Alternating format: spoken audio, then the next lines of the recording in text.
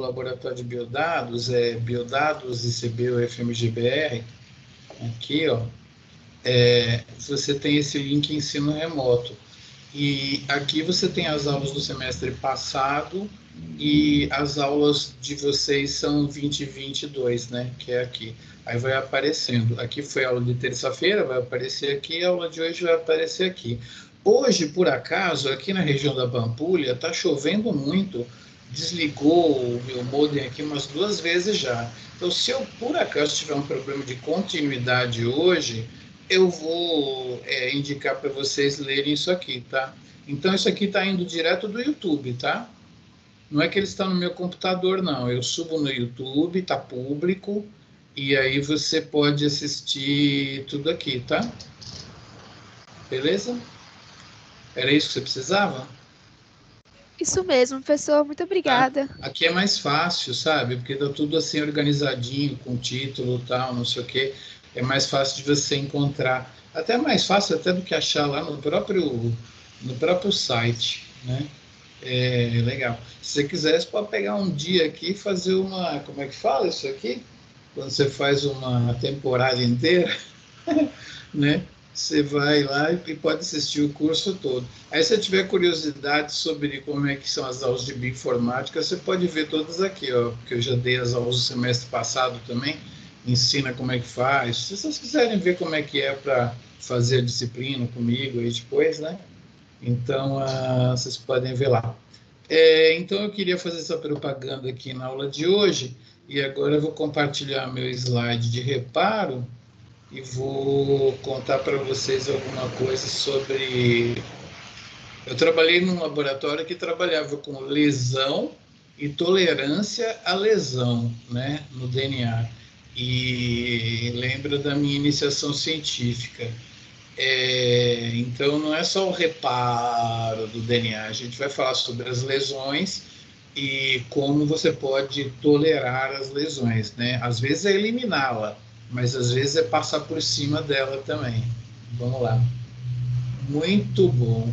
Bom, senhoras e senhores, quando a gente fala em mutações no DNA, a gente tem que lembrar que a polimerase, tanto a eucariótica quanto a procariótica, elas erram. Quando a gente faz PCR, a gente até compra umas polimerases que são mais chiques do que o normal, elas são desenvolvidas para isso, mas as polimerases biológicas, elas fazem um erro em cada 10 milhões, né? Vamos falar que nem geneticista, 10 a 7 é 10 vezes 10 a 6. 10 a 6 é 1 milhão, então 10 milhões, né? 1 em 10 milhões. Mas um jeito de representar seria 1 sobre 10 a 7, que é igual a 10 a menos 7. Então, o geneticista não fala que a possibilidade de você ter uma mutação por uma polimerase é de 1 em 10 milhões. Ele fala que a taxa de erro é de 10 a menos 7. Tá? Então, por favor, entendam, 10 a menos 7 é 1 sobre 10 a 7, né? Que é 10 a menos 7, tá bom? Então, quando o geneticista fala, a taxa de erro da polimerase é 10 a menos 7, quer dizer que é um erro em cada 10 milhões. Agora, uma coisa que a gente vê é que na Escherichia coli, quando a gente olha para a taxa de mutações, né, observada lá, na verdade, ela tem uma taxa de mutação espontânea, mas quando a gente mede, dá 10 a menos 10. 10 a menos 10 é 1000 vezes menor do que 10 a menos 7, né? Então, como que se explica isso? Essa redução é devido ao monitoramento do DNA no sistema biológico por sistema de reparo. Olha, caindo raio aqui. Qualquer coisa vocês vão lá e depois assistir o YouTube, que vai estar mais ou menos igualzinho. Não sei se eu falei isso no ano passado, mas vocês não conseguem ler mais um disquete, né? Se vocês têm drive de disquete em algum lugar, é muito difícil, né? Tem várias mídias que a gente não consegue ler mais, né? Então, daqui a pouco não vai ter mais USB, né? Drive de DVD, você não consegue ler mais. Eles vão perdendo a capacidade de ler a informação. Então, a galera está propondo que o lugar mais seguro para você guardar informação é o DNA. Tem um cientista que codificou uma foto dele, transformou em pixels, né? Transformou numa codificação em DNA, né? E colocou num plasmídio e mandou para o colega dele. O colega dele sequenciou e aí quando usou lá o algoritmo para solucionar, para fazer a leitura, era a foto do outro cara que ele tinha mandado, né? Então, é uma tendência. A galera está dizendo que o jeito mais fácil de você manter informação é em DNA. Isso aí é uma ideia só por enquanto, mas é assim que as coisas desaparecem, né? Porque é um jeito estável para sempre e tem esse monitoramento. Essa taxa de erro aí é muito pequena, né? Dá uma segurança bem legal. Então, assim, só replicar o DNA, né, você já introduz um pouquinho de erro. Beleza. A outra coisa que vocês não sabiam, provavelmente, é que de você respirar, assim, né, você já produz lesão no seu DNA também. A mitocôndria, que vive dentro das nossas células, provavelmente é uma endossimbiose, né? E é ela que respira, na verdade. Quando você inspira oxigênio, não é para você, é para as mitocôndrias que vivem dentro das suas células, esse oxigênio.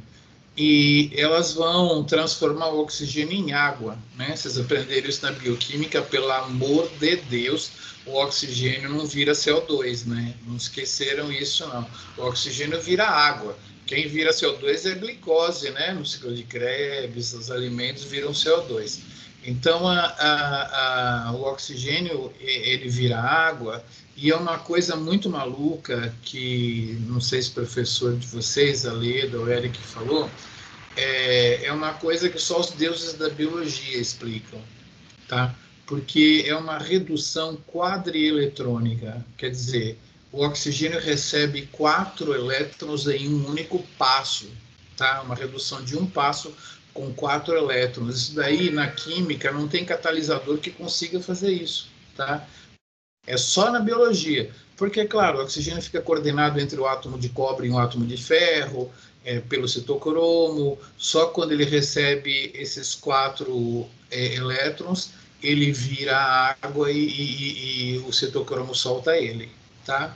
Então é um milagre da vida, só os deuses da biologia explicam, blá, blá, blá. Só que em 5% das vezes, em vez dele virar água, ele sai na metade, entendeu? E ele sai como espécie ativa de oxigênio, que seria o superóxido, o qual espontaneamente vira peróxido de hidrogênio, tá?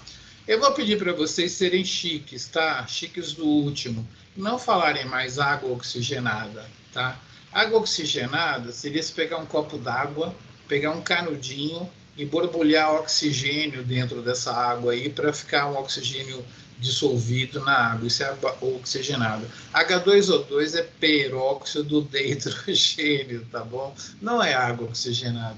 Eu digo isso porque eu sou formado em bioquímica na pós-graduação, na USP, e a bioquímica fica dentro do Instituto de Química. Então eu tinha muito colega químico que se me zoava se eu falasse isso, então eu aprendi uma vez e ensino para vocês. Tem professor aqui que fala água oxigenada, tá? Mas não pode, não é. É peróxido de hidrogênio. E as espécies ativas de oxigênio que escapam, principalmente o superóxido, que se transforma em peróxido de hidrogênio, eles navegam pela célula. O superóxido causa muita lesão em membrana, né, cascata de ácido araquidônico, sinalizações e tal. O peróxido de hidrogênio não faz nada, mas ele anda pela célula, e quando ele encontra ferro 2, que é um tipo de ferro que você vai encontrar perto do DNA, na cromatina, ele faz uma reação e gera o radical hidroxila. Radical é uma coisa que tem um elétron assim sobrando. Ele tanto pode doar como aceitar um elétron do composto para formar o parzinho. Então, ele quebra qualquer coisa, tá? Então, radical hidroxila quebra DNA, né? E leva a lesão em DNA, que a gente chama de lesão em fita simples. Como é uma molécula bem pequenininha, o radical hidroxila, ou ele quebra uma fita ou ele quebra outra. E para ele quebrar as duas exatamente no mesmo lugar, é muito azar, entendeu? Ou muita sorte, sei lá, muito acaso. Ele quebra uma aqui, a outra mais para lá. Então a gente chama isso de quebra de fita simples, né? O DNA continua pareado todo lá, só que uma das cadeias CRAL, né, quebrou, tá bom? É a lesão do peróxido de hidrogênio, né? O que me lembra aqui de perguntar para os meninos, tem meninos aí com o microfone aberto para me contar o que é Blondor? Deixa eu ver se os meninos sabem o que é Blondor. Cadê? Cri, cri. Tem algum menino aí para me contar o que é Blondor? Eu não tenho nem ideia, professor. Não tem nem ideia. As meninas ainda sabem, existe essa marca Blondor aí? É tipo clareador de pelo, não é? Clareador de pelos. Cadê o menino que respondeu? Para que serve um clareador de pelos?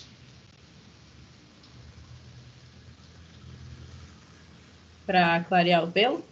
Para clarear o pelo. Muito usado quando você vai na piscina também, não é?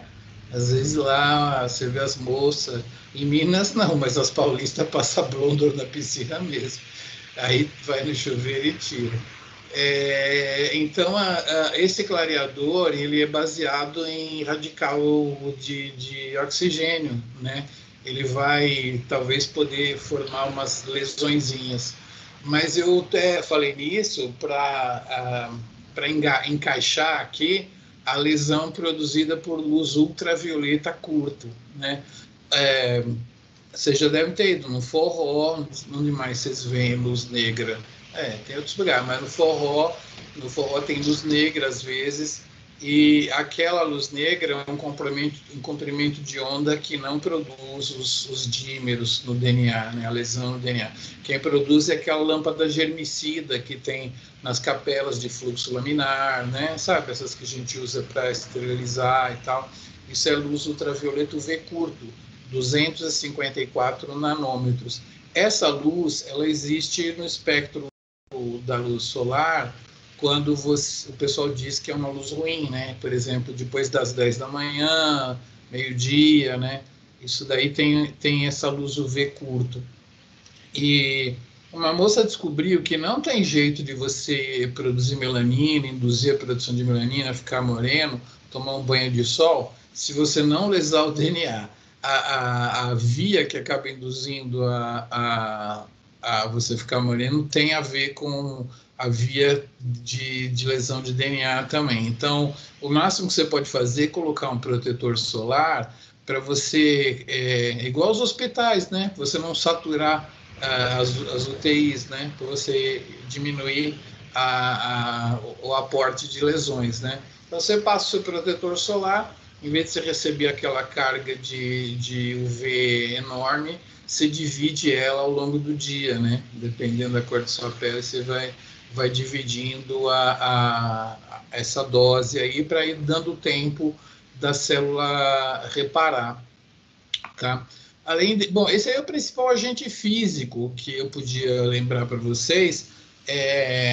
O agente químico, por exemplo, o limão, quando é ativado pela luz do sol, ele tem um componente lá que ataca DNA também, né? Ela ataca a queratina e deixa você fica com a pele manchada, né? Se você deixar cair limão na sua pele na praia, você sabe disso.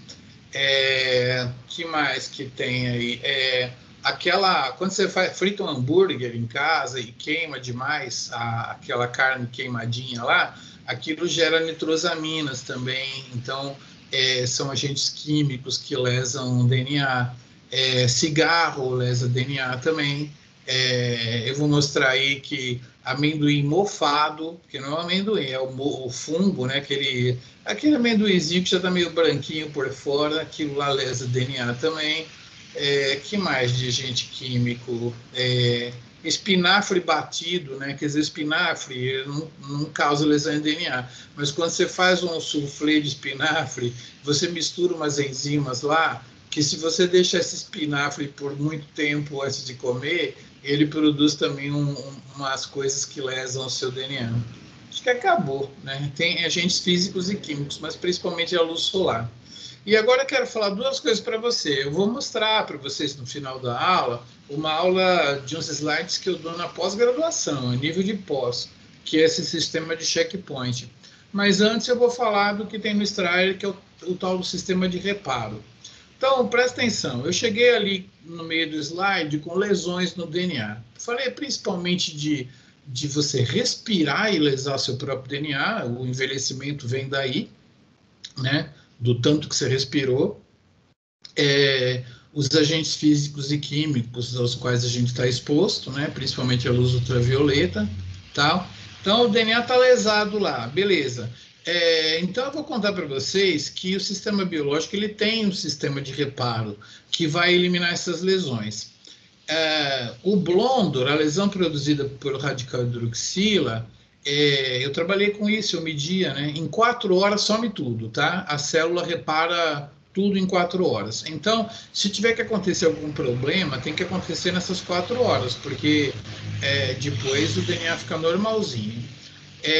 O sistema de reparo de lesão por ultravioleta dura 12 horas, tá? Então, você vai lá, toma um solzão, se queimou, dá uma inflamação, aí é outro problema, não tem nada a ver com isso. Mas a lesão que ocorre no seu DNA, 12 horas depois já sumiu.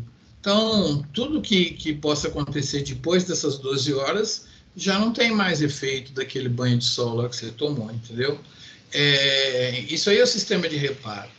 Mas o sistema de reparo não é o grande problema para o câncer, não.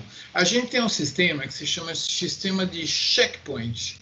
Agora, para os meninos, de novo, quais são as 4 fases de uma máquina de lavar? Conta aí para mim. Só os meninos. Qual que é a primeira?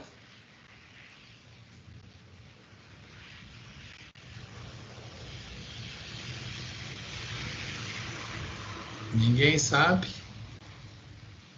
Vamos pedir ajuda das universitárias?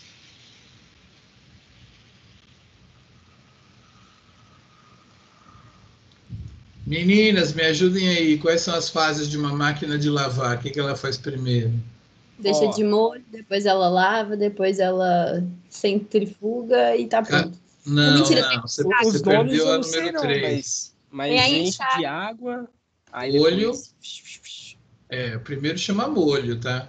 Aí o segundo é lavagem, né? Que ela dá uma Ela chacoalhada. roda para os lados e para o outro. Isso. E a Aí terceira? depois ela roda de novo para secar. Enxágue, Daniel, enxágue. Enxágue. É verdade, é Tem isso. uma hora que ela Tem fica tirar o jogando sabão. água e tirando, é um enxágue. Aí ela centrifuga. Então, eu tinha uma máquina aqui que deu um problema e ela parecia uma banheira de hidromassagem na minha área aqui, porque ela começava a centrifugar antes de ter tirado toda a água do enxágue, saca? Então, isso é um problema, né? Porque ela roda forte pra caramba, cheia de água, ela jogava água para tudo quanto é lado, né? Então, essas máquinas, elas têm um sistema de checagem que ela só começa aquela rotação toda da centrifugação se ela tiver cumprido a fase anterior, que seria retirar toda a água da rinçagem, do enxágue, né? Beleza? Isso aí se chama checkpoint, mecanismo de checagem, tá? Então, a gente tem um mecanismo de checkpoint trabalhando nesse problema das lesões, porque ele funciona assim. Enquanto esse reparo está acontecendo, né, o ciclo celular é bloqueado. É isso que te protege. Então, você foi lá, passou o Blondor, lesou seu DNA. O sistema de checkpoint, ele segura o ciclo celular por aquelas 4 horas. Depois ele solta. Mas você foi lá e tomou sol, lesou o seu DNA com a luz ultravioleta. O sistema de checkpoint segura o ciclo celular por 12 horas. E aí depois ele solta, tá? Mas, assim, o sistema de checkpoint, a gente já sabe tudo sobre ele, né? Eu vou contar para vocês aqui as proteínas, os genes. O sistema de checkpoint, ele é baseado em proteínas também. Se elas tiverem um erro, um problema genético, de herança,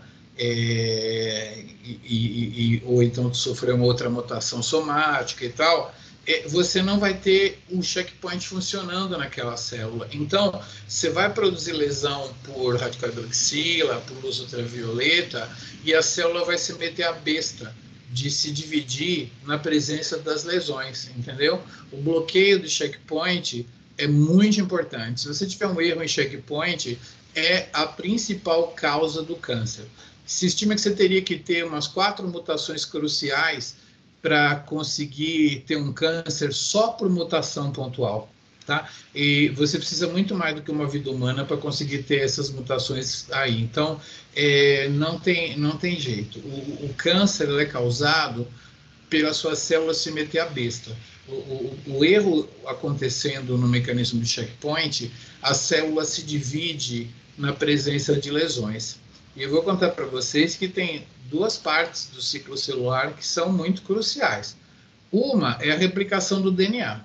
Você não deve pegar a polimerase lá e replicar o seu DNA com a presença de lesões. É fria. Você vai causar muito erro. E também a divisão celular, porque se você tiver presença de lesões, você pode ter perdas de regiões cromossômicas, né, pedaços cromossômicos e tal. Então, assim, não é uma boa você fazer ciclo celular enquanto tem a lesão. E é para isso que ocorre esse sistema. Mas eu queria fazer essa distinção já no primeiro slide, antes de ensinar nada sobre reparo para vocês, porque é o seguinte, reparar é uma coisa, é tirar a lesão de lá, né? Checkpoint é não deixar a célula proliferar enquanto a lesão está lá. Se você deixa, né? Eu esqueci de escrever aí. Se você deixa, o que acaba acontecendo são rearranjos cromossômicos. E quando você rearranja os seus cromossomos, você começa a pôr um gene muito importante para a divisão celular perto de uma região regulatória, por exemplo, que controla a imunoglobulina, né? Então, um gene MYC que induz a proliferação celular, rearranja o cromossomo, ele cai perto de um ativador das imunoglobulinas. Você vai ter uma leucemia, entendeu? Porque aquela célula que estava querendo produzir um monte de anticorpo vai produzir um monte dessa proteína que aciona a divisão celular, tá? Então, preste atenção nessas 2 coisas. Repare uma coisa, checkpoint é outra. E segundo, problema de checkpoint leva a rearranjos cromossômicos. A gente tem uma palavra técnica na biologia, quem trabalha com isso fala instabilidade genômica. Quando os cromossomos começam a rearranjar tudo, a gente chama isso de instabilidade genômica. Você pode fazer cariótipo de qualquer câncer, vai estar zoado, tá? Os cromossomos vão estar zoados. É importantíssimo ter essa bagunça do genoma para você acelerar a evolução do câncer, ter metástase e tal, entendeu? Então, por isso que é muito importante o sistema de checkpoint, para você não ter essas bagunças aí, né? A gente vai falar mais sobre isso depois. Vamos passar uns slidezinhos do Strayer aqui, né? Tem umas coisas que é mais curiosidade, né? Sei lá. Por exemplo, você sabia que a adenina pode parear com a citosina? Olha que coisa engraçada. A adenina, ela pode formar um tautômero. Esse hidrogênio que estava aqui, ele pode vir para cá, a dupla rebate para cá, né? E aí, esse cara aqui, ele é muito pouco comum. A adenina quase nunca fica desse jeito. Mas se na hora de replicar a adenina falar assim, eu vou dar uma espreguiçada, aí ela vai parear com uma citosina. Não faz 3 ligações, mas faz 2 perfeitinhas, tá? Então você já causou uma mutação na sua fita-filha, beleza? Então isso é uma curiosidade também. A outra maneira de acontecer um pareamento é que existe uma mudança química natural é induzida por ácido nitroso, que ocorre nas células em defesa imune e tal, não sei o quê. É comum encontrar ácido nitroso no metabolismo. Ele vai transformar essa adenina, que tem aquele grupo amino aqui, numa coisa que é a hipoxantina. Vocês não devem ter estudado isso com muito detalhe, mas a hipoxantina, no metabolismo, é o precursor da adenina, tá? Aqui o ácido nitroso está fazendo voltar na biossíntese da adenina para esse cara aqui. E olha que coisa interessante, esse cara daqui, ele pareia com uma citosina, entendeu? Então você está pareando A com C, Aguinaldo Costa, né? Beleza? Então é isso daí. Tem gente que trabalha no ICB ainda com o brometo de etídio, né? O etídio é uma droga com muitos anéis que intercalam no DNA para ele ficar fluorescente. Eu há muito tempo que não sou tão pobre, eu uso um corante verde que não dá câncer e fluoresce o DNA do mesmo jeito lá, tal. Mas tem gente que ainda usa o brometo de etídio. Ele é muito lavável. Se você lavar sua mão logo depois que trabalhou, você tá defendido. Então, esses caras com múltiplos anéis, como a acridina-orange, esse cara aqui, eles são intercalantes. Você tem a hélice do DNA, ele se intercala entre uma e outra. Na hora que a polimerase vai passar, ela fala assim, cara, o que eu faço aqui? Ela acaba pondo uma base a mais. Geralmente ela põe uma base a mais, porque tem esse cara ali no meio, ela acaba pondo uma base a mais ali. Então, isso troca o jeito que o DNA vai ser lido depois. É uma mutação interessante. Vamos para a aflatoxina B1. A gente tem um cara muito bem intencionado, próximo da membrana do núcleo, né? Na carioteca ali, próximo do núcleo, tem um citocromo ali, tá? Esse citocromo, ele fica jogando elétrons nas coisas, tá? E ele está lá para atacar compostos meio estranhos que se aproximem do núcleo, assim, tá? Então, quando você come o seu amendoinzinho, que tem um funguinho, porque o cara deixou ele ficar úmido, né? Aquele canudo do amendoim, né? Não torrou direito. Aí você vai comer lá, tem um fungo que produz essa substância aí chamada aflatoxina B1, tá? É um composto que não é mutagênico e não causa problema nenhum na gente, tá?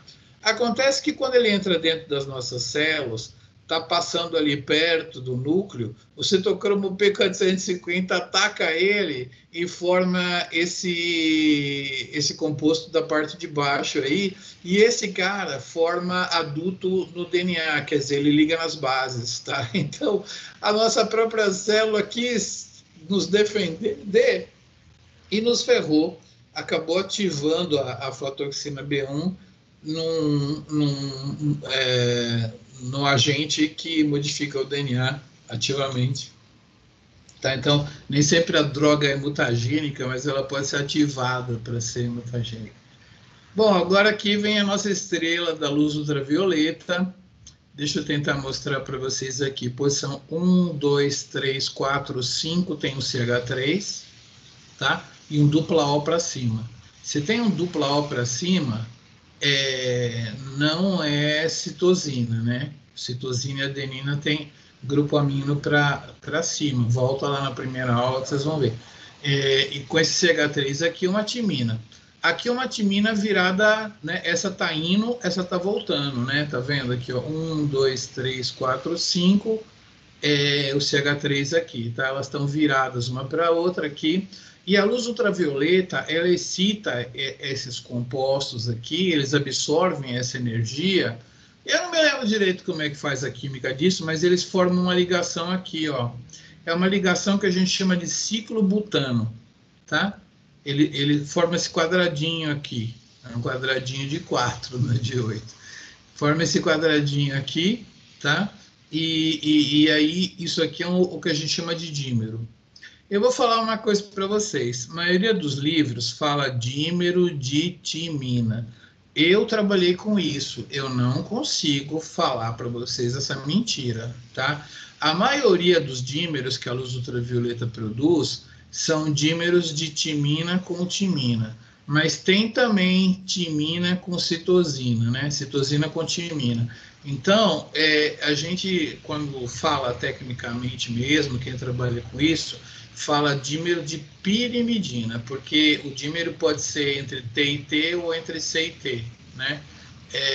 Então, a gente, para falar dos dois ao mesmo tempo, a gente fala dímero de pirimidina. Então, quem trabalhou com isso, quem já trabalhou em algum laboratório com isso, tal, não vai falar dímero de timina. Você vai ouvir a pessoa falando dímero de pirimidina, que é o certo, tá? O certo é falar dímero de pirimidina que a luz ultravioleta produz, porque ela produz T com T, mas produz C com T também. Essa aqui é a lesão mais comum do UV curto, já falei que é aquela luz germicida, não aquela luz UV do motel, do, sei lá onde é que mais tem, no forró, eletrônica tem luz negra? Não, que eu me lembro não.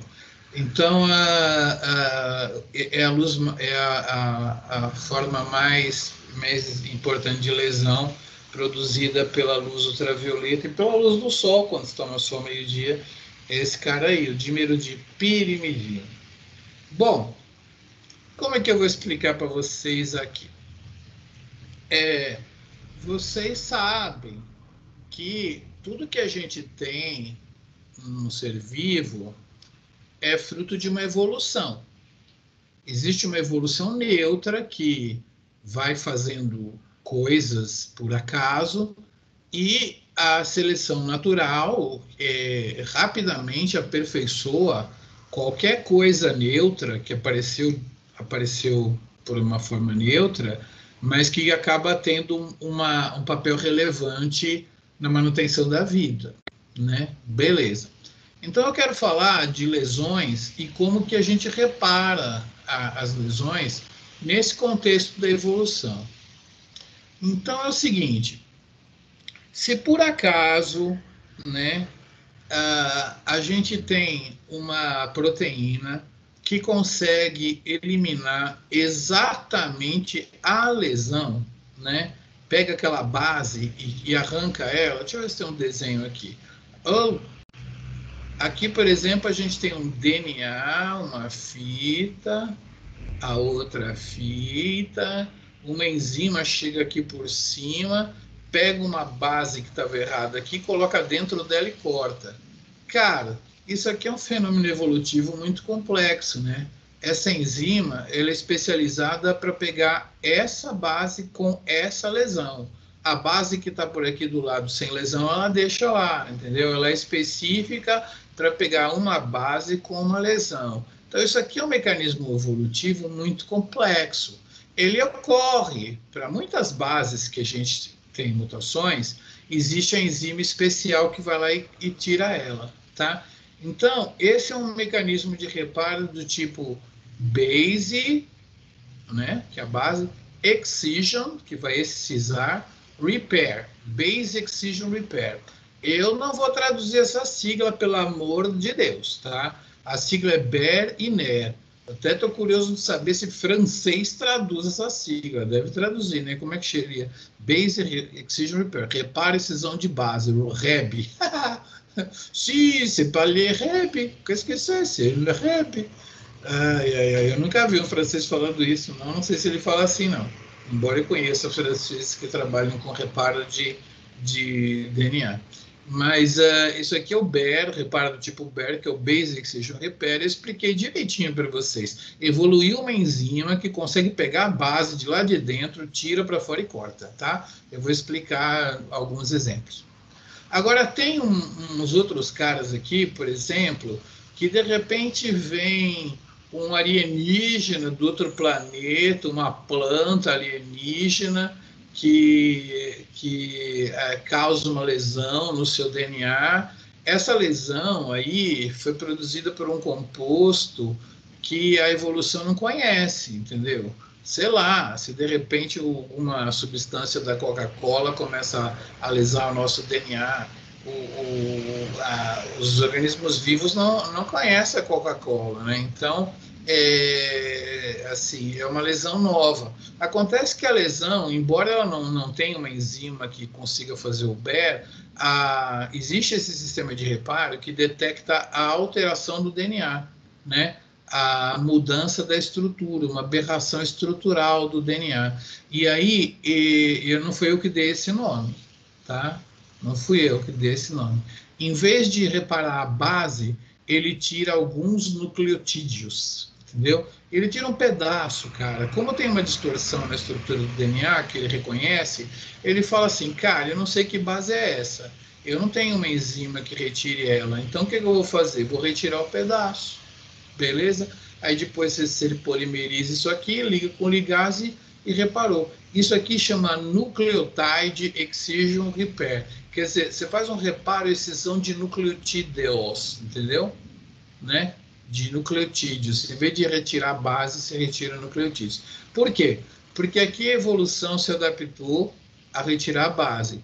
Aqui a evolução se adaptou a enxergar a distorção da estrutura e arrancar o pedacinho, tá? Então é um reparo que é para ele detecta alteração estrutural e aí ele corta aqui e tal, e os dois funcionam. Então apresento-lhes Base Excision Repair e Nucleotide Excision Repair, que de agora em diante vocês podem chamar de BER e NER, tá? Então o BER é esse que tira a basezinha, o NER.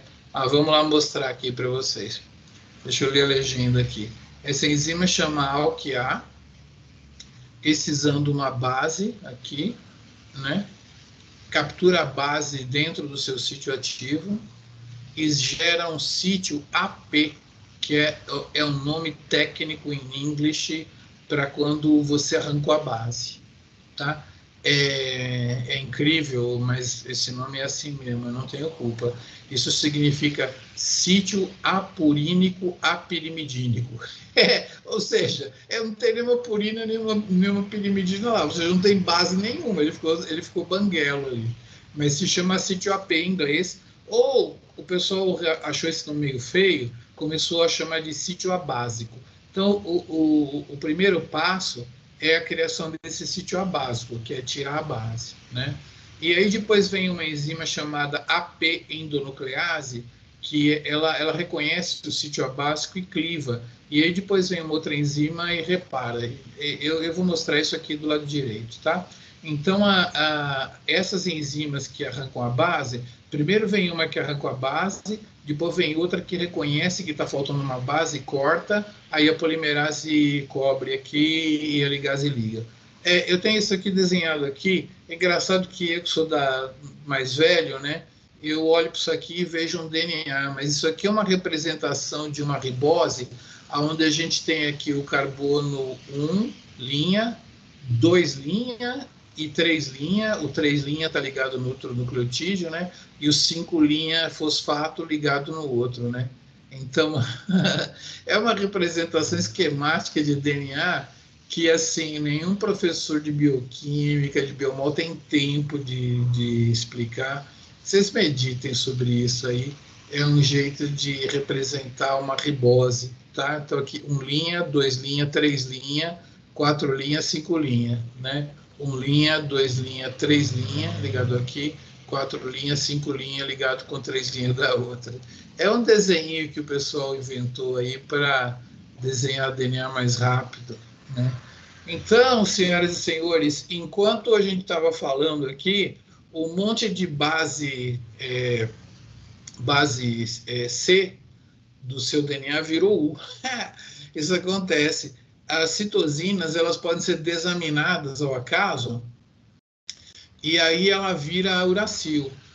Vai lá na primeira aula, você vai ver que a citosina, se você trocar o grupo amino dela por uma dupla O, ela vai virar base U, tá bom?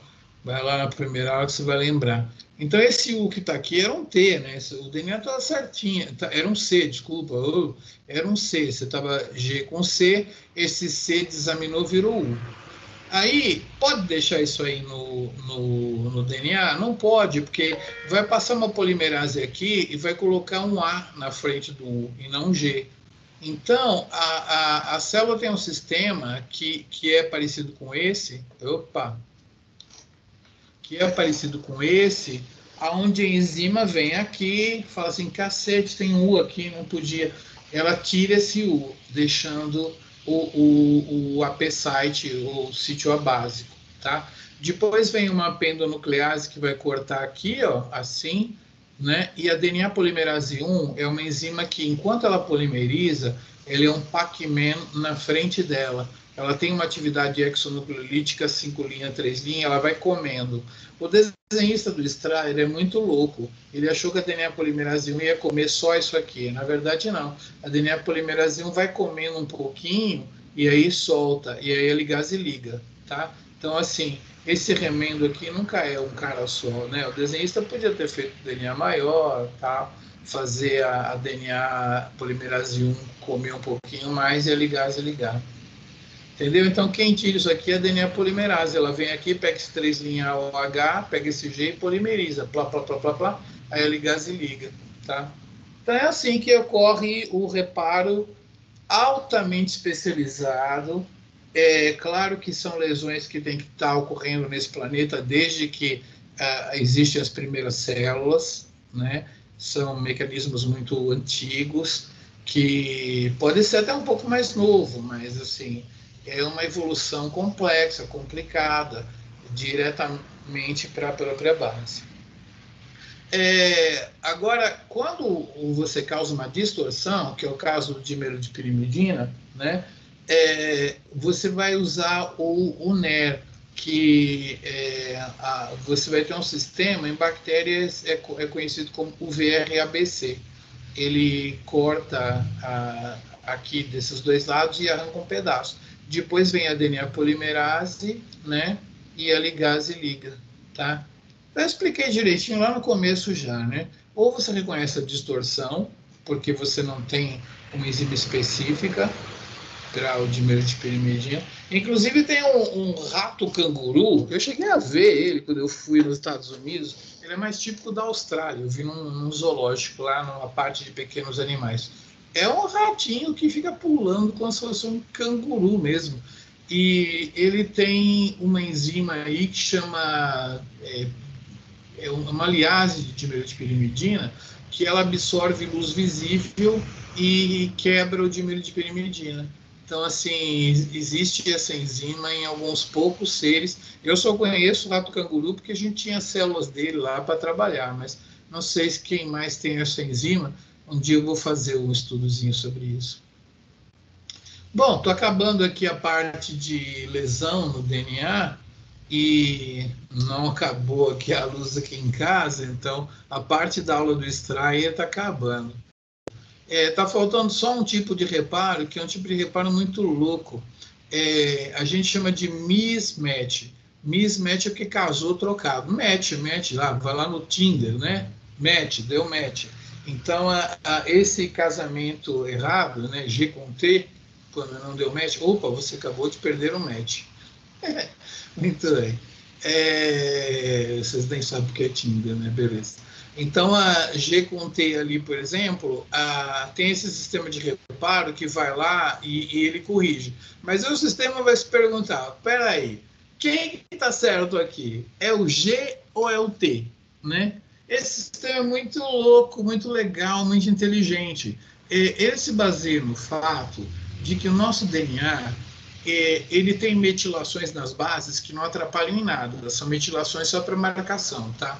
Então, o nosso DNA, esse seu que está aí dentro da sua célula, ele está metilado, tá? Metilado aqui. Na hora que a replicação ocorre, a metilação usa componentes do citoplasma, né? Do núcleo, não vai estar nada metilado. Essa fita não está metilada, tá? Com mais ou menos em célula humana, por exemplo, tem uma janela de meia hora a 1 hora que vai demorar para um sistema de metilação chegar aqui e falar assim, as duas fitas estão sem metilação, então eu corto elas, que é uma defesa contra vírus dupla fita, né? Uma delas está metilada e a outra não, então eu metilo a outra, tá? Basicamente é isso. Então, esse sistema, ele vai metilar as duas vão ficar pretas, né? Essa daqui está preta aqui, que é a fita parental, a filha está azul, sem as metilações, em uma hora ela vai ficar preta. Mas, enquanto isso, esse sistema chega aqui e fala assim, cara, multi-S detectou a distorção. Aí, esse cara chama o multi-L, o multi-H vem aqui, depois corta aqui, e aí retira a fita oposta à metilada. A metilada é considerada a mais experiente, a mais velha. E a não metilada é considerada a que teria tido o erro, né, da polimerização.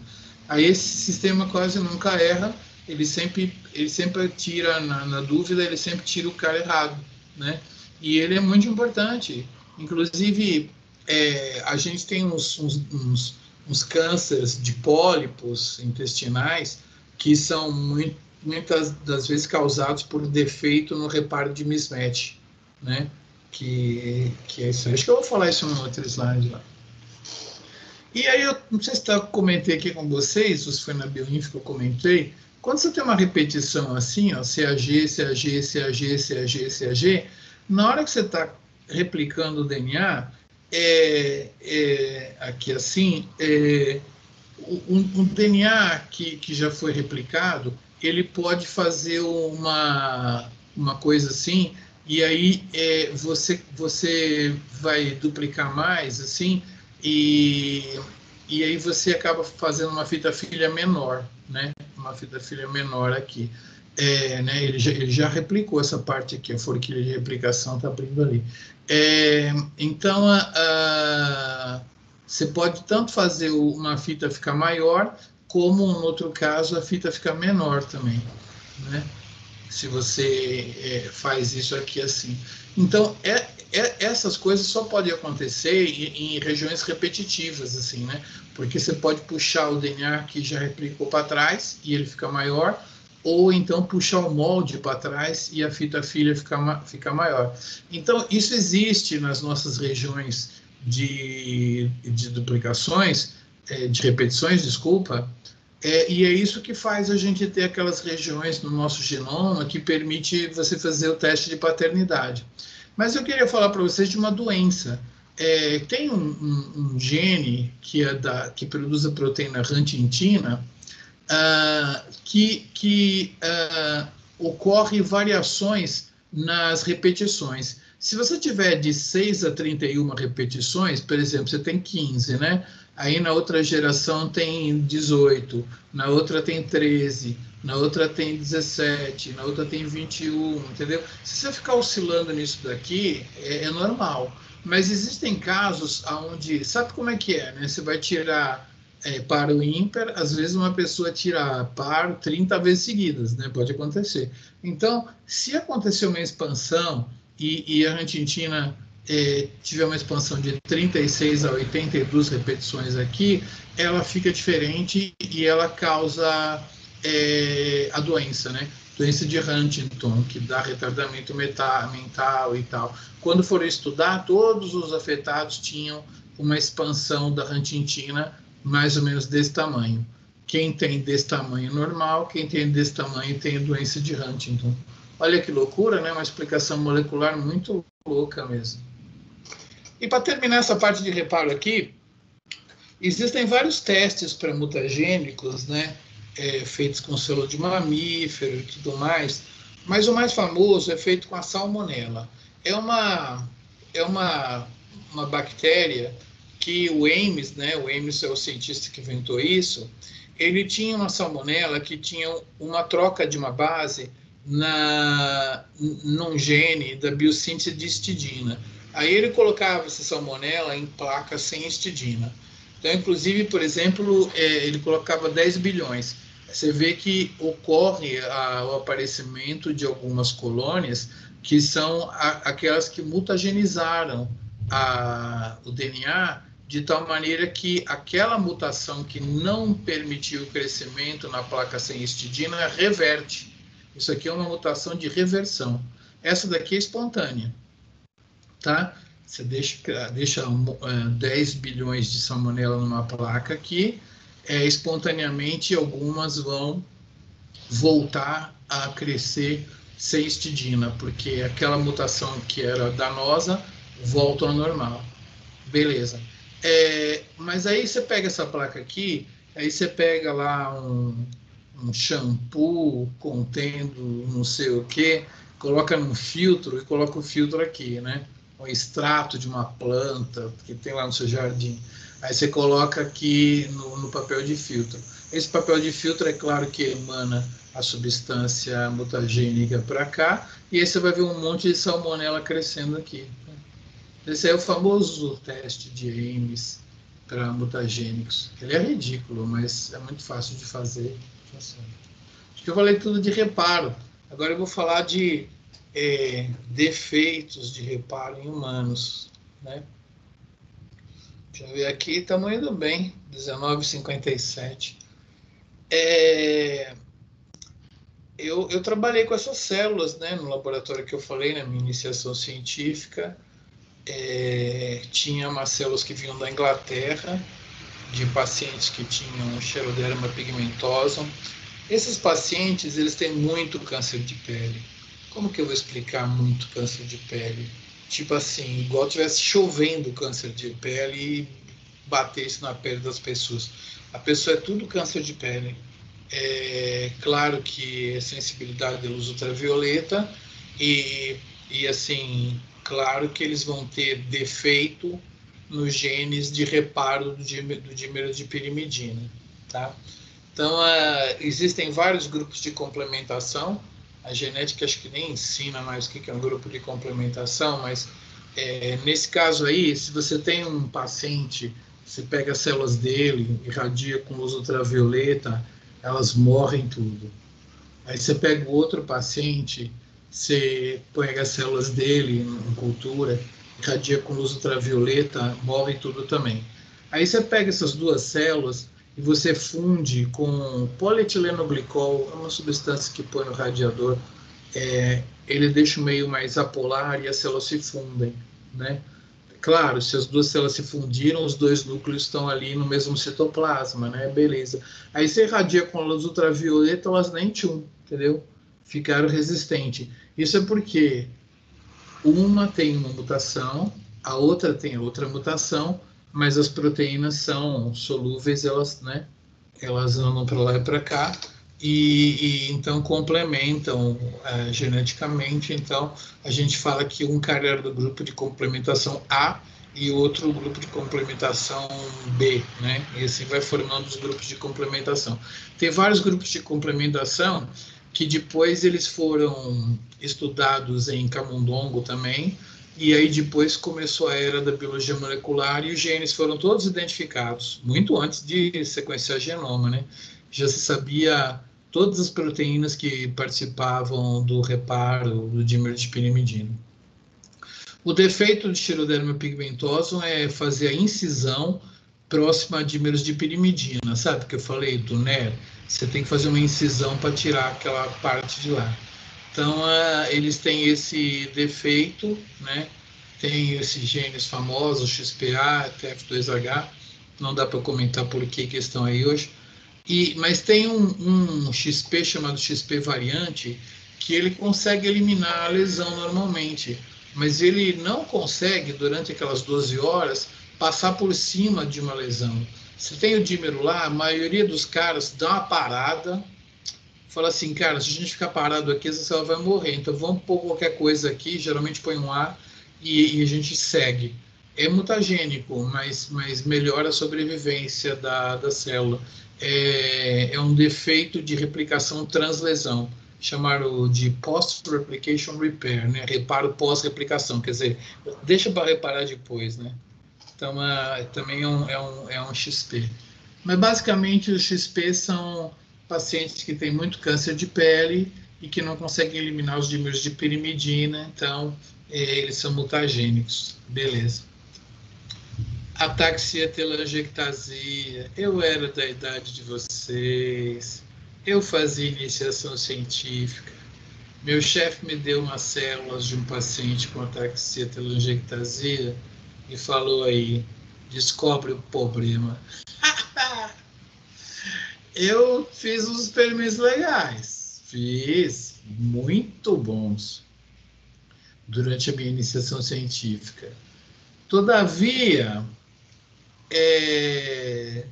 eu depois fui acompanhando a literatura, né?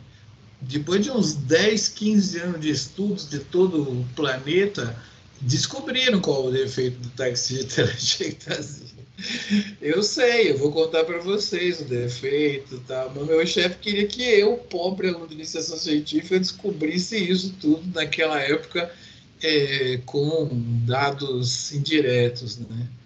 Mas, assim, a gente sabia, esse paciente ele tem envelhecimento precoce, os menininhos ficam velhos com 7 anos de idade, uns velhinhos, assim, pequenininho, e tem outros defeitos e que gera câncer também. Eles têm sensibilidade a raio-x, né? A gente não usava raio-x no nosso laboratório. Como o raio-x forma radical hidroxila, a gente pegava o peróxido de hidrogênio, colocava na célula e simulava o raio-x. Não simulava não, é igual, a mesma coisa que irradiar uma célula com raio-x, eu pôr peróxido de hidrogênio. Ele vai dar quebra direta no DNA e tal. Então, essas células, esse paciente, ele tem sensibilidade a raio-x, radiação ionizante. Mas aí, a gente foi medir se ele demorava para reparar. As células normais repararam em 4 horas. O ataxia telangiectasia reparava em 4 horas também. Então, a gente olhou e falou assim, caramba, como assim? Como que você tem câncer, instabilidade genômica, rearranjos e tudo, mas o reparo é totalmente normal, né? Aí a gente foi ver ali, isso a gente conseguiu ver, que ele tinha um defeito no bloqueio de ciclo celular, aquele checkpoint que eu estava falando para vocês. O defeito da ataxia telangiectasia é não acionar o checkpoint. Depois eu vou mostrar para vocês a proteínazinha, foi descoberta e tal. Mas ele não consegue bloquear o ciclo celular, sacou? Então, é isso daí que causa a instabilidade genômica na ataxia telangiectasia. É uma célula sensível ao raio-x, reparo normal, com estabilidade genômica e câncer, tá? Então, esse é o caso da ataxia telangiectasia, é uma síndrome afetando o reparo de DNA e, na verdade, afetando o checkpoint, né, mas envolvido com lesões em DNA, que nos esclareceu muito sobre alguns mecanismos aí do DNA. Beleza. Agora eu vou apresentar para vocês a síndrome de Cockayne, né? Que os caras têm meio que um aspecto de quem tomou cocaína. Assim, me contaram, né? Eu nunca vi um Cockayne, mas ele tem mais ou menos um jeitão lá assim, uma estabilidade e tal. E por isso que ele ganhou esse nome. E ele tem sensibilidade à luz ultravioleta e também à espécie ativa de oxigênio, né? A gente sabe que ele tem câncer fetal, né? E claro que o feto não sai para tomar sol, né? Então, tinha que ter alguma espécie ativa de oxigênio também envolvida aí. Então, tanto a espécie ativa de oxigênio, que causa uma oxidação na posição 8 da guanina, formando essa 8-oxoguanina, quanto a luz ultravioleta, causam um problema que a síndrome de Cockayne não consegue resolver. E tem manifestação fetal, né? Então parece que a lesão mais importante é essa 8-oxoguanina mesmo. E qual que é o defeito? É uma coisa chamada defeito em reparo acoplado à transcrição, tá? O reparo à luz ultravioleta dura em média 12 horas na Cockayne. Mas foi descoberto que as regiões que estão transcrevendo, estão produzindo RNA, expressando o gene, elas têm uma abertura ou alguma coisa que atrai o mecanismo de reparo para lá e ocorre a reparação é feita em 1 hora. 2 horas no máximo você já reparou todos os genes que estão ativos transcrevendo. Como que é possível isso? É porque tem um mecanismo onde a própria RNA polimerase, quando ela vem produzindo RNA e ela entala numa lesão, ela chama esse mecanismo de reparo. Aí vem umas proteínas chamadas cocaine A e cocaine B, que pegam a RNA polimerase e dão uma ré nela, porque ela está bem em cima da lesão, dão uma ré nela assim e chamam as enzimas de reparo, recrutam as enzimas de reparo. Aí as enzimas de reparo preferencialmente vão para lá e preferencialmente reparam aquela região. Tá? Então, aprendam isso. Existe um reparo chamado Transcription Coupled Repair, reparo acoplado com transcrição. Tá? Ele é muito mais rápido do que o global da célula, porque a própria RNA polimerase que chama lá, disca no 190 lá e fala assim, tem uma lesão aqui, vem reparar. Agora, se a CSA e a CSB estiverem defeituosas, não vai ter isso.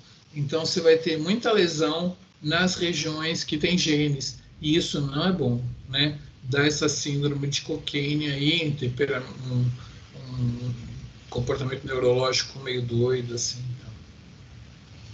A síndrome de Lynch eu já falei, é o defeito daquele mismatch repair e propensão a câncer coloretal não poliposo, né? É engraçado como, às vezes, um defeito dá uma propensão a um câncer num lugar e não no outro, né? Uma vez eu estava num congresso, num lugar de esquiar. A gente esquiou a tarde inteira lá, aí a gente chegou na palestra, era uma palestra sobre retinoblastoma, um câncer de retina.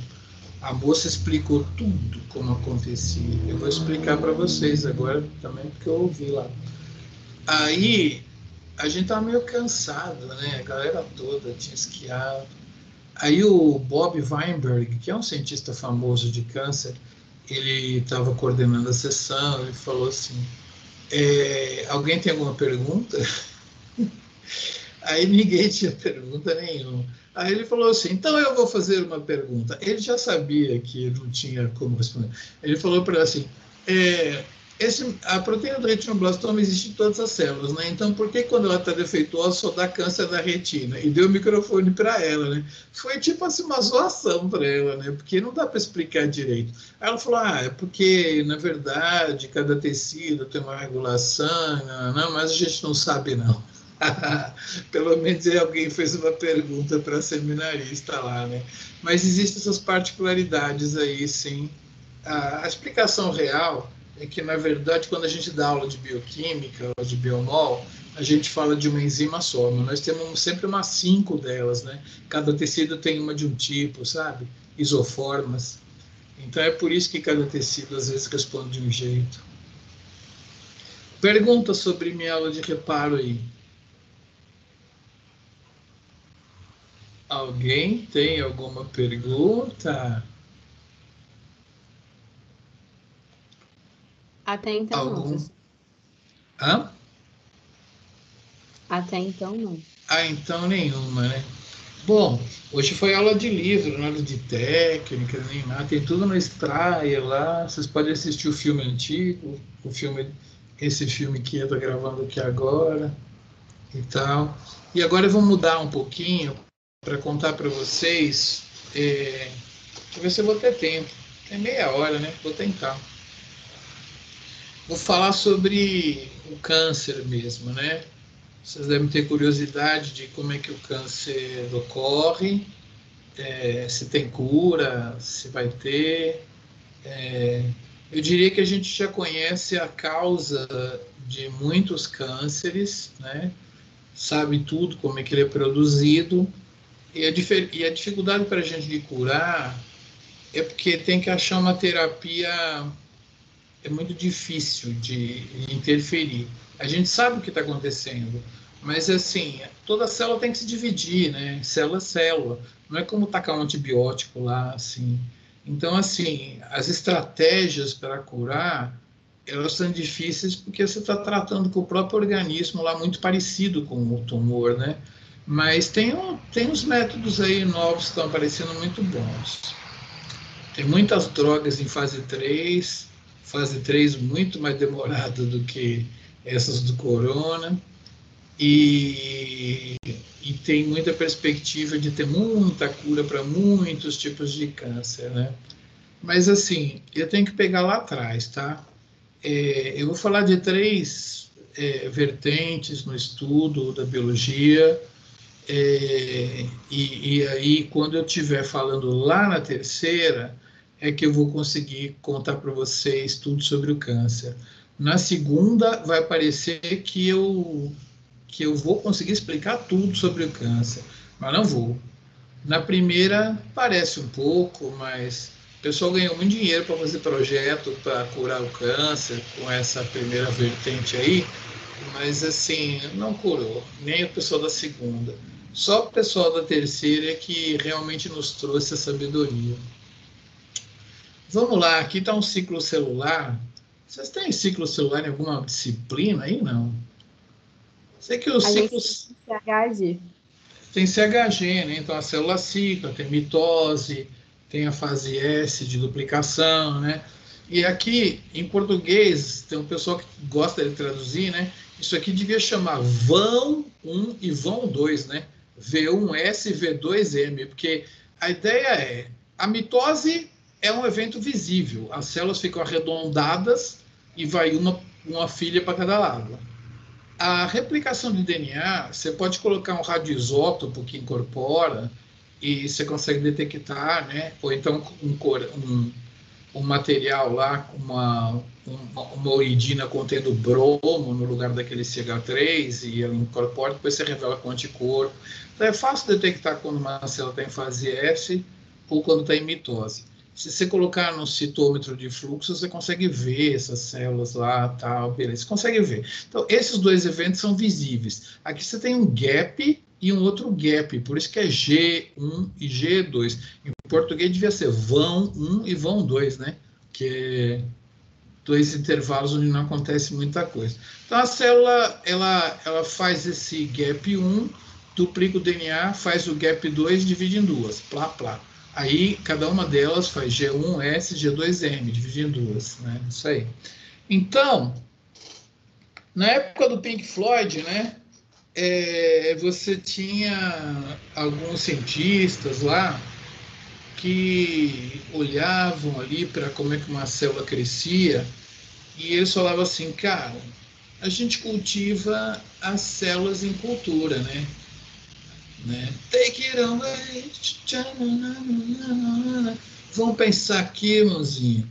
Ela está lá na cultura, como é que a gente faz para ela crescer? A gente coloca um meio de cultura com vitaminas, açúcar, aminoácidos, mas a gente coloca um trem aí que é o soro fetal. Você precisa pegar um soro de feto e colocar lá, porque ele tem os hormônios que fazem a célula se estimular para dividir, entendeu? Então, se a gente estudar o que tem nesse soro fetal e o que ele faz disparar dentro das células, né, que ele vai sinalizar alguma coisa lá, a gente pode entender por que uma célula prolifera, cara.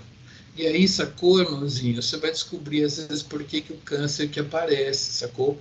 Porque você tem que estudar. Então, a gente tem que estudar o soro fetal que tem nele, aonde ele gruda, qual é o receptor, e o que o receptor faz, todas essas vias aí, tá? Beleza. Aí, eles não descobriram tudo, não, né? Só descobriram como é que funcionavam as vias. Mas não sacaram nada sobre o câncer, não. Aí teve um cara lá, meu amigo, que o cara estava trabalhando com vírus, ele era muito bom de trabalhar com vírus e tal. Ele pegou uma galinha com um tumor, cara, no pescoço lá. Ele pegou aquele tumor, né? E aí ele isolou um retrovírus, né? Um retrovírus que dentro do tumor. Ele falou, cara, será que esse retrovírus aqui que está causando o tumor? Quando ele foi analisar, a gente estava no início da Biomon, né? Foi os primeiros sequenciamentos da história. Na hora que ele sequenciou aquele vírus, cara, o vírus estava lá, mas ele tinha um gene dentro dele inserido, um gene a mais. E aí, quando ele foi ver, esse gene era um gene que o vírus, o retrovírus, porque você sabe que o retrovírus, que nem o HIV, ele se integra no nosso genoma, né? E depois, quando ele é estimulado, ele sai e forma os capsídeos e vai invadir outras células. Então, nessa fase aí, o vírus do tumor dessa galinha tinha roubado um gene. E aí, quando ele foi estudar, era um gene humano que ele tinha roubado. E quando ele foi estudar o que aquele gene fazia, era um gene que controlava a divisão celular normal na célula, né? Só que quando o vírus roubava esse gene, ele fazia esse gene perder todos os controles, né? Quando entrava numa célula, a cópia pirata que ele tinha no genoma deles, desse vírus, ela não precisava ser regulada por ninguém, ela já chegava já mandando dividir, entendeu? Isso é bom, porque uma célula que está proliferando, ela tem mais aminoácido, tem mais nucleotídeo, mais energia, né? Então, isso daí, claro, né? Darwin que explica que seleção natural vai selecionar os caras que conseguirem fazer isso aí. Então, esses genes que são roubados assim, eles ganharam o nome de oncogenes, porque são genes que têm um papel normal no ciclo celular, mas quando roubados e tornados constitutivos, assim, eles têm a versão do mal, né? Que é a versão oncogênica. Muito bem. Cara, foi 10 anos de projeto. Você só via cientista correndo atrás de galinha. Qualquer galinha com tumor, o cara isolava o vírus do tumor, sequenciava, achava um gene roubado por esse vírus e via que era um gene humano envolvido em proliferação celular. Meu, as revistas tudo se enchendo de novos oncogenes. É assim, mais de 50 oncogenes tinha, pelo menos, tá? Um monte. Eu costumo listar os mais famosos, dá uns 10, 13, assim. Então, era muito oncogênio, foi uma fase. Aí, galera, eu vou contar para vocês, vai dar tempo. Tinha 2 laboratórios, um trabalhando com levedura em Londres e um trabalhando com RAM em San Diego, na cidade da Califórnia, no Salk Institute. Cara, nem levedura nem RAM estavam sendo estudados por causa de câncer, estavam sendo estudados por controle de ciclo celular. Esses 2 caras descobriram o relógio do ciclo celular, o que controla o ciclo para fazer ele andar direitinho, tá? E vocês vão ver que o que leva ao câncer é um problema no relógio. Eu vou contar direitinho, molécula por molécula, para vocês, mas é o que dá para fazer isso aí. Deixa eu ver agora aqui como é que eu vou aqui. Relógio, caraca. É o receptor, P53, cultivo. Ah, meu Deus, cultivo não já foi. Eu tenho que achar o receptor. 3, receptor de PDGF, tá aqui. Eu tenho que compartilhar o receptor de PDGF. Aqui, beleza. Compartilhar, né? Compartilhar. Eu acho que eu não mostrei o slide que eu estava falando, né? Que pena, hein? Cara, eu falei um monte aqui, não sei se está mostrando o slide. De qualquer maneira, esse slide mostra o que eu falei. Acho que eu estava, porque era o final daquela apresentação, né? Eu acho. Vocês me ajudam aí. Eu mostrei essas 3 frases aqui, não foi? Calma. Então tá bom, senhoras e senhores, vamos supor que a gente pega uma faca. Quando a aula é presencial dá para fazer, né? A aula não sendo presencial aqui, ela... Deixa eu ver aqui. A aula não sendo presencial, não dá para fazer esse experimento. Deixa eu ver se eu estou... Vocês estão vendo no slide verde com uma proteína se mexendo aí? Deixa eu ver se está compartilhado aqui. Não. Parece que... Hã? Não ou estamos? Então não. Ah, não. É tipo esse aqui. Agora estão, né? Agora sim.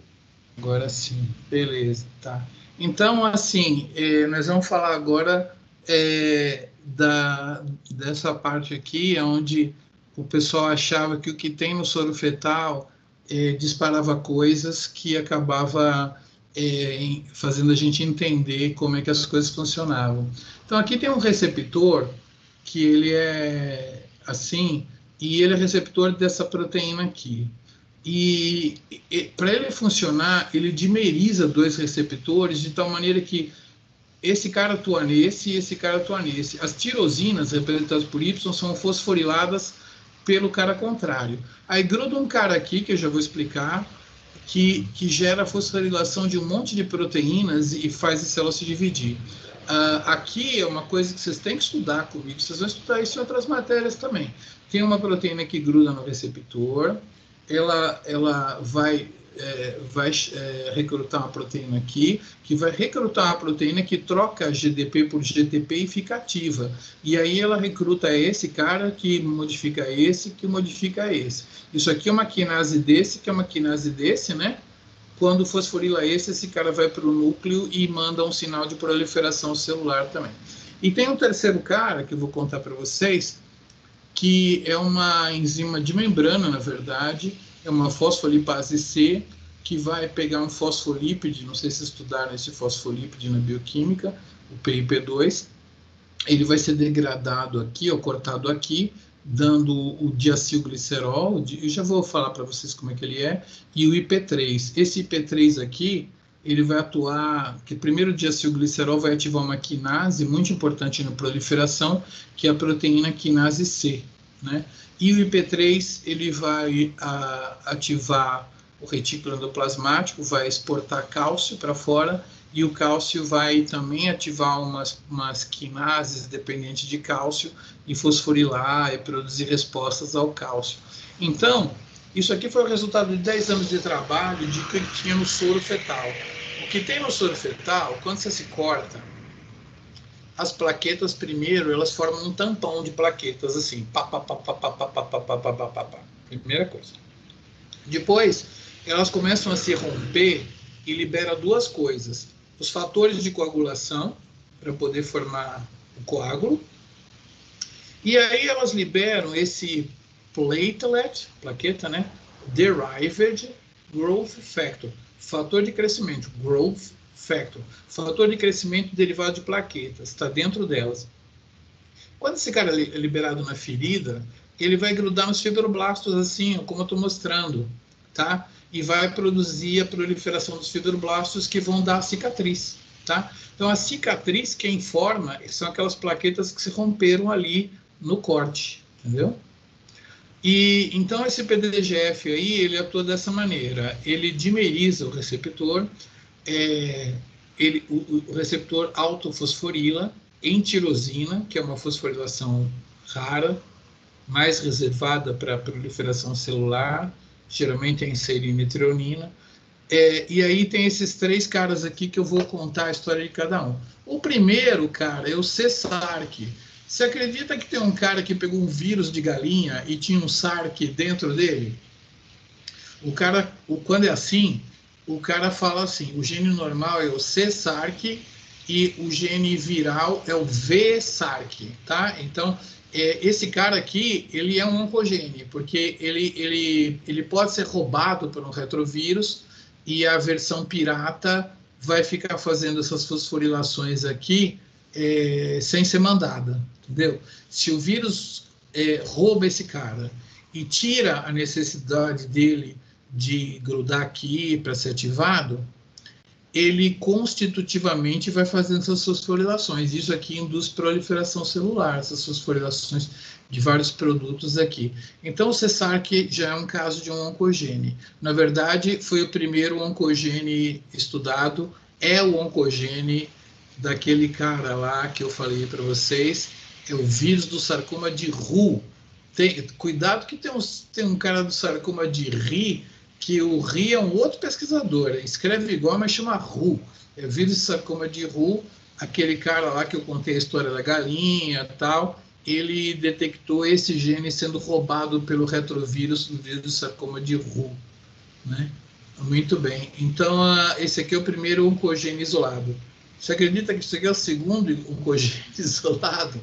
Então, esse gene aqui, ele é encontrado mutado num tumor de bexiga, foi identificado lá também, mas também foi identificado 3 vírus que roubam ele e fazem o RAS ficar mutado, de tal maneira que ele fica sempre ativando a MAP quinase, quinase, quinase, MAP quinase, MAP quinase. MAP é um nome genérico, que é Mitose Activated Protein Kinase. É uma quinase, é uma quinase de proteínas, né, ativada por mitógeno. O mitógeno está aqui. Então, a gente coloca 3Ks, porque esse cara aqui é a quinase da quinase da quinase. Tá? Ele quina esse cara aqui, que é a quinase da quinase, que é o cara que vai quinar a quinase. E aqui é a quinase. Em português, sinase, né? Esse cara vai fosforilar coisas, mas ele é fosforilado por essa, que é a KK, que é fosforilado por essa, que é a KKK, tá? Isso aqui é uma configuração genérica, na verdade, esse cara tem um nome, esse cara tem um nome, esse cara tem um nome, mas eles também são chamados assim, de KKK, KK e K. Vocês viram que tem essa proteína GRAB2 que liga aqui, ela atrai essa proteína SOS aqui, que atrai a RAS. Eu quero que vocês prestem atenção, vou passar de novo, na RAS. A RAS, naturalmente, está ligada em GTP, tá? Quando ela é ativada, ela cliva o GTP e ativa esses caras aqui. Ela ativa esses caras aqui e aí ela se desliga, ela cliva o GTP. Quando ela está ligada com o GTP, ela vai fazer aquela ligação, tá? Então, presta atenção aí, o receptor. Aqui é uma célula normal, ativando a proliferação. O PDGF saiu da plaqueta, foi no fibroblasto e falou: fibroblasto, vamos curar esse cara aqui, vamos tapar esse buraco, né? Então, tem as fosforilações. Já expliquei que a proteína SARC vai fosforilar ali, né? Para pegar as proteínas e fosforilar elas nas tirosinas. Aí a GRAB2 vem ali, ela vai recrutar uma SOS2 que está ali, é domínio SH2, SH3, um dia vocês forem estudar isso, vocês olham. Recruta essa, e ele vai recrutar um RAS. Aí ele faz o RAS adicionar o GTP, e aí ele vai passar o sinal, tá? Com o GTP ele está ativando o sinal passa, vai para o núcleo, e aí o próprio RAS se inativa, beleza? Então, já falei do RAS. Aí vem esse cara aqui, que é uma fosfolipase, e vai quebrar o fosfolípide. Mas vamos então ver o seguinte: o que aconteceu quando isolaram o RAS oncogênico, né? Viram que ele não conseguia degradar o GTP. Ele pegava o GTP e ficava ativando esse cara, que ativava esse, que ativava esse, que ativava esse. Aí ele estava com o GTP ainda lá, ele não conseguia quebrar o GTP. Aí ele ativava esse, que ativava esse, que ativava esse, que ativava esse. Então, se você tiver um RAS que não consegue quebrar o GTP em GDP, ele fica ativo forever. Então, ele fica ativando a proliferação celular sem ter recebido a ordem das plaquetas, entendeu? Por isso que isso aqui é cancerígeno, porque você fica dando uma resposta de divisão celular o tempo todo. Esses caras criaram um belo conceito, né? Os caras dos oncogênios criaram um belo conceito. O que é um oncogênio? É um gene normal que um vírus pega e transforma numa versão que fica constitutiva, dando sinal constitutivamente, entendeu? Então, foi a segunda vertente. 10 anos de literatura, um monte de oncogênios descobertos, todos eram assim, eram roubados por vírus, e a versão ativa ficava lá, e ativava e tal. Aqui é mais bioquímica mesmo. Isso aqui, esse cara aqui é um diacilglicerol, glicerol, ácido graxo, ácido graxo. Aí ele está ligado num inositol com 3 fosfatos. Na verdade, isso aqui é o inositol fosfatidil. Isso aqui chama fosfatidil. Esse glicerol com isso aqui e essa bolinha verde chama fosfatidil. Então, fosfatidil, inositol difosfato. Tá? difosfato de fosfatidil e inositol, como você queira, né? Fosfatidil, inositol, difosfato. Só que quando a pele se cliva aqui, ela gera o diacilglicerol, que é conhecido de vocês, e o IP3, que é o inositol trifosfato. Tá? Aí que é a mágica, não tem fosforilação nenhuma, não. É que isso aqui se chama fosfatidil, vocês devem ter aprendido lá na terceira aula de bioquímica, o fosfatidil. Fosfatidil que vocês aprenderam, fosfatidilcolina, fosfatidilserina, fosfatidiletonolamina, né? Mas vocês não devem ter aprendido fosfatidil inositol difosfato, porque ele existe em pouca quantidade das membranas, mas ele é sinalizador de divisão celular. Então é isso aí. Todo mundo estudou isso aí, tinha os oncogenes, beleza, tal, não sei o quê. Acharam que tinha entendido tudo, mas não entenderam nada, não. Então vamos lá, deixa eu fechar esse aqui. E agora eu vou compartilhar uma outra apresentação, que é a do relógio. Onde está do relógio aqui? Relógio. Muito bom.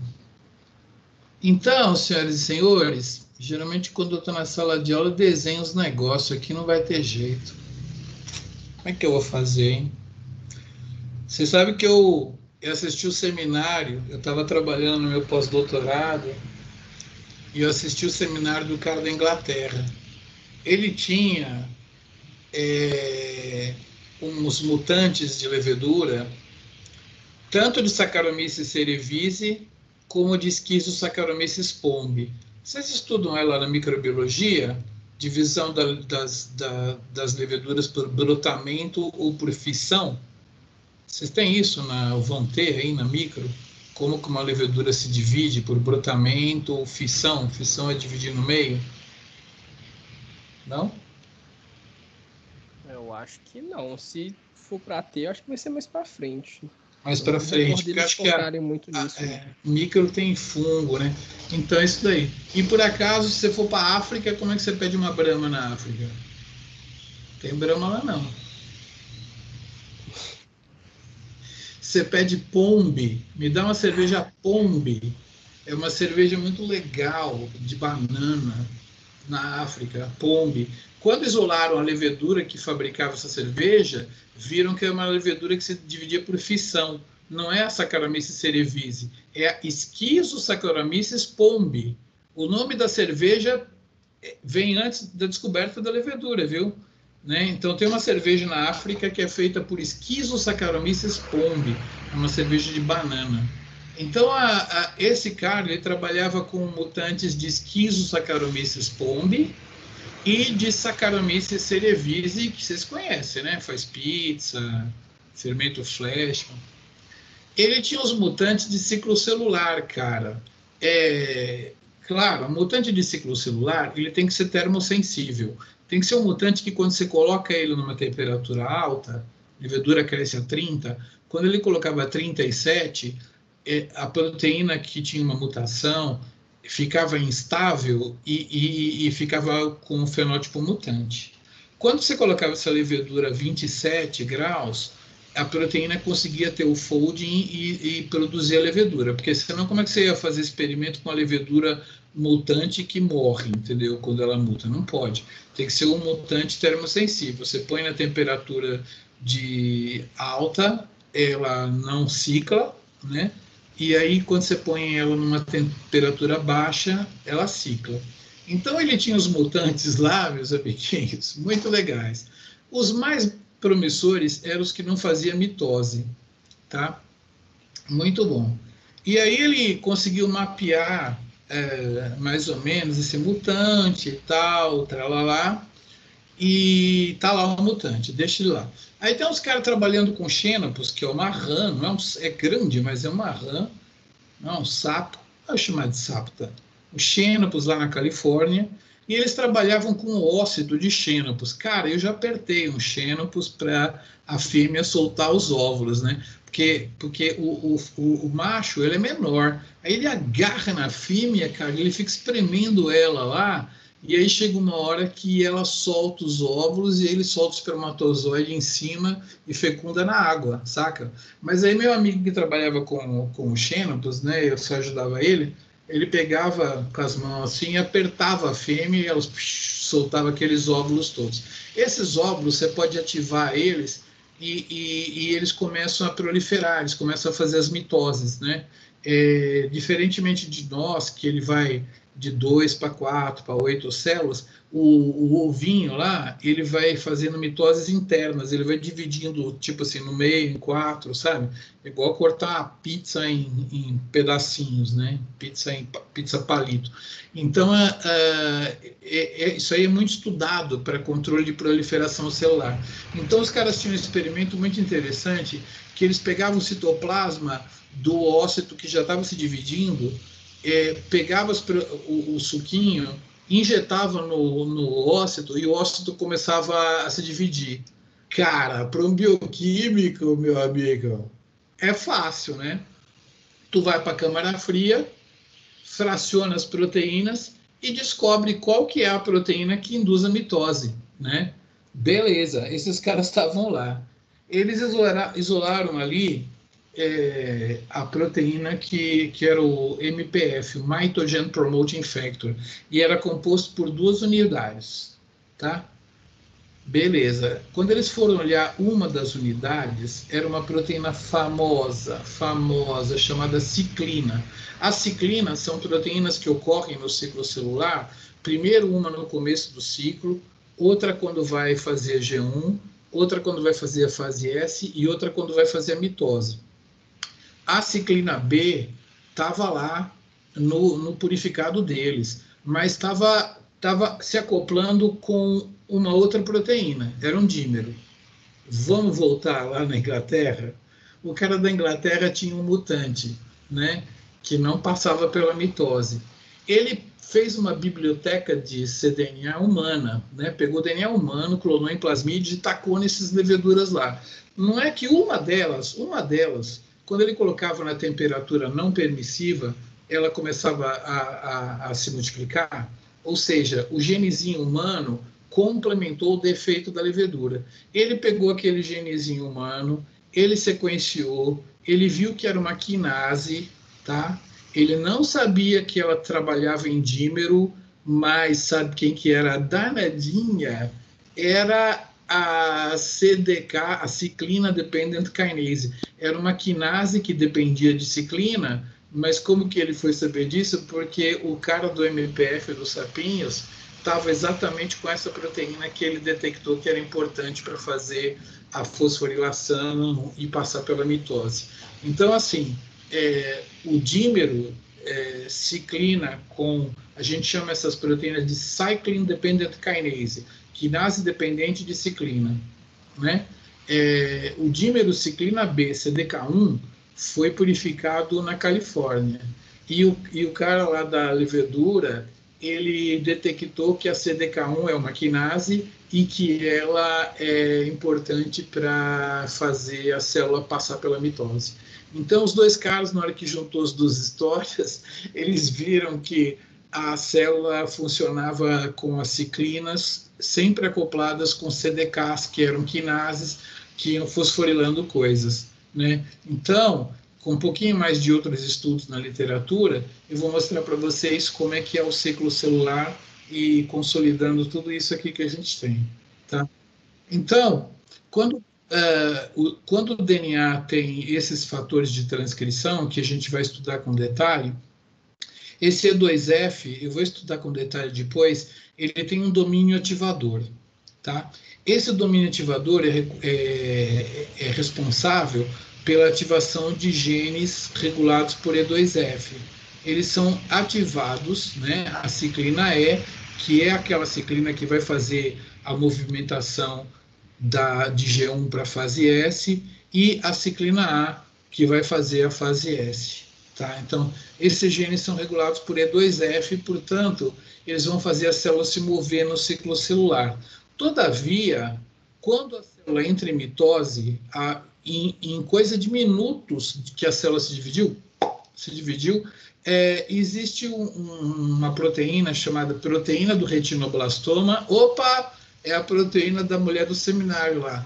A proteína do retinoblastoma, ela é rapidamente desfosforilada logo depois que a célula se divide. E, ela vai lá e inibe o E2F. O mecanismo de inibição, vocês vão estudar comigo, ela atrai uma desacetilase das estonas, depois uma metilase da estona H3, depois uma metilase, né, traz uma proteína heterocromatinizante, tudo aí reprime esses genes. Então, senhoras e senhores, a célula não vai se dividir, tá? Todas as vezes que uma célula se divide, ela inibe a proliferação celular, inibe o ciclo seguinte, tá? Não vai ter ciclina E, não vai ter ciclina A, a célula está parada, tá? Só que olha o que acontece aqui.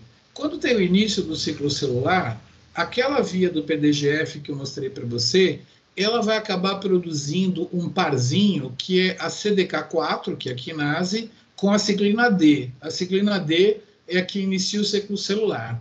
Esse dímero aí vai fazer uma fosforilação do retinoblastoma, tá? E aí, fosforilando o retinoblastoma, esse complexo todo repressor vai só aí. Olha que coisa legal. Está explicado por que o PDGF aciona a divisão, tá? Molecularmente. Aqui é biologia molecular, meus amiguinhos.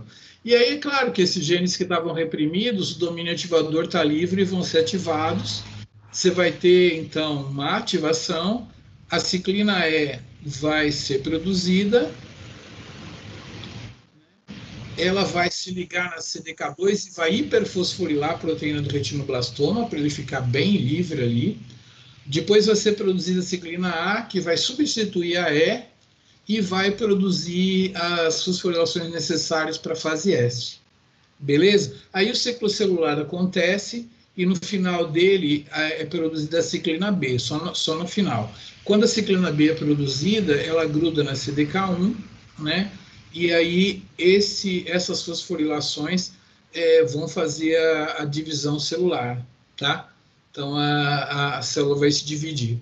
Então vocês viram aí, primeiro ocorre a ação da CDK4 com a ciclina D, depois aparece a E, depois a A, depois a B, e esse aí é o relógio. E cadê o câncer, meu Deus do céu? Miguel, você não mostrou câncer nenhum ainda aí, mas eu vou mostrar para acabar aqui, só um slidezinho para acabar.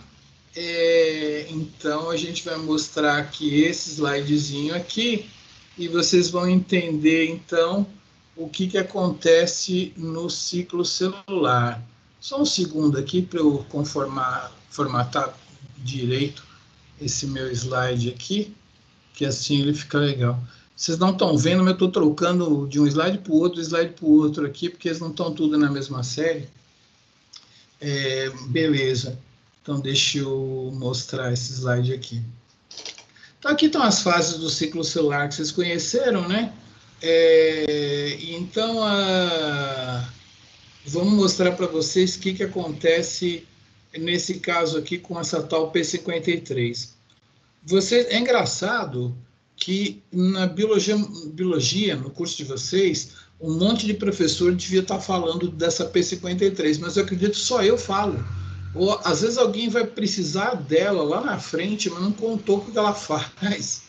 Então, a P53 é uma proteína muito interessante. O RNA é feito, vai para o ribossomo, faz a proteína está lá, tá? A célula está cheia de P53. Só que ela tem um amiguinho não muito bom, que é esse MDM2. Ele gruda nela, todas as vezes que ela é feita, ele gruda nela, e ele fala assim, P53, vamos dar uma volta por um lugarzinho aqui na célula, onde tem uma espécie de tambor com uma tampinha, a gente entra dentro. Isso é o proteasoma. A MDM2 leva a P53 para ser degradada. Então, nós temos um gene que produz uma proteína que é degradada o tempo todo, tá? O tempo todo.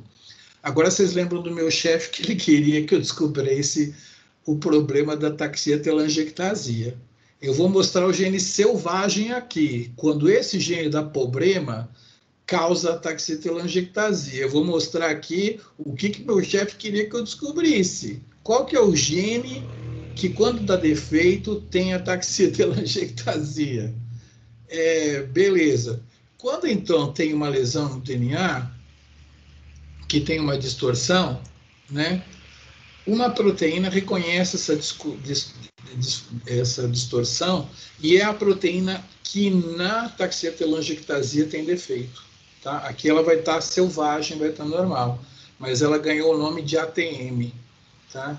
Ela detecta essa alteração estrutural e olha o que ela faz. Ela fosforila a P53. A P53 fosforilada, a primeira coisa que ela não faz é se associar com a MDM2, então ela não é mais degradada. Tá? Olha que coisa interessante. A célula tem uma lesão no DNA, a ATM fosforila P53, e imediatamente a célula está cheia de P53, porque a P53 já estava produzida. Foi só fosforilar ela que ela não é mais degradada. Então, a célula está cheia de P53. Eu poderia estar matando, eu poderia estar roubando, eu poderia falar como alguns livros que ela fosforilada já é o suficiente, mas quem estuda controle de ciclo celular sabe que não é. Tem uma proteína famosa no ciclo celular chamada P300, que vai acetilar P53. Aí sim ela vai para o núcleo, né? E ela atua como um fator de transcrição, tá? E ela produz uma proteína P21-VAF, né? Chamada P21, aqui, ó. E ela vai acabar agora. Porque vocês viram, né? Lesou o DNA, deu um sinal, né? Produziu a P21 e a aula vai acabar agora porque a P21 vai fazer a função dela. Olha o que a P21 faz. Ela bloqueia todos os complexos ciclina CDK, tá? Senhoras e senhores, apresento-lhes o mecanismo de checkpoint. Lesão em DNA, o ciclo celular para. Se você tiver um problema aí na P53, meu amiguinho, você não vai conseguir fazer isso e tu vai ter um câncer, tá? Então, esse é o entendimento hoje de por que os vários cânceres se criam, tá? Cada um vai ter a sua explicação molecular, mas a causa principal é um erro no mecanismo de checkpoint. E o que é isso daí? É uma falta de atividade não só da P53, mas outras proteínas na célula que fazem mais ou menos o mesmo papel. Elas veem um sinal de lesão no DNA e elas paralisam o ciclo celular, tá? Então, vocês aprenderam aí o papel da P53, da P21, da ciclina e CDK, como que o ciclo celular funciona, tá? Então, isso aí um dia vai ser importante para vocês entenderem um tumor, aí nas aulas de tumor vocês vão ter mutações na P53, câncer, isso vai ser importante lá na frente. Digo para vocês que a segunda parte da aula é um curso de bacharelado. Eu dou essa disciplina no bacharelado de vez em quando e eu trouxe para vocês aqui um conceito resumido, mas é incrível como quem não faz disciplina comigo nunca ouviu de P53. Eu pergunto isso lá na Bioinfo, que eu dou no 6º período, e a galera não ouviu, só vocês vão ouvir mais para frente, né? Então, deem uma olhadinha nos livros sobre P53, como é que ela funciona, ciclo celular, relógio, ciclina, CDK. Vou deixar a aula gravada para vocês. Acho que talvez eu dê aula com um pouco mais de calma no ano passado, vocês podem assistir os dois vídeos, né? Mas, basicamente, foi só quando a gente entendeu isso que a gente entendeu como que a célula conecta a lesão com a proteção, né, no mecanismo do tipo checkpoint. Beleza? Acho que é isso por hoje. Vou desligar minha gravação aqui, né?